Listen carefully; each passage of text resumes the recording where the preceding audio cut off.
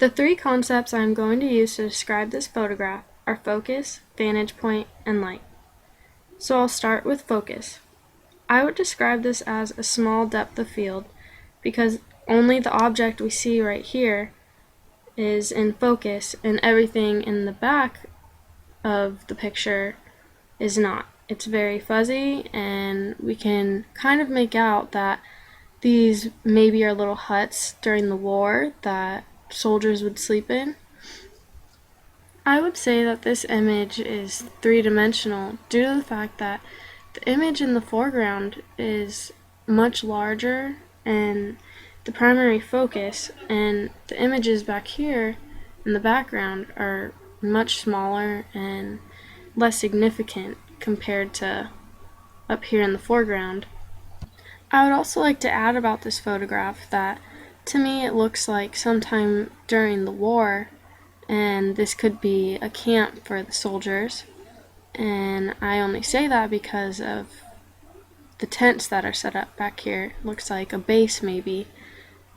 And what this object looks like to me right here is a gun and some type of mechanical device used to maybe fix or repair guns. And the last thing I would like to point out before moving on is that there is a plane of focus right here and that it is parallel to the picture itself.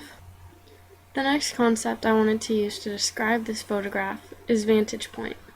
It looks like the photographer had a very low vantage point. It appears that he or she got down to the height of the gun and fairly close to it. It looks like the main subject in the photograph is upon some kind of wooden platform.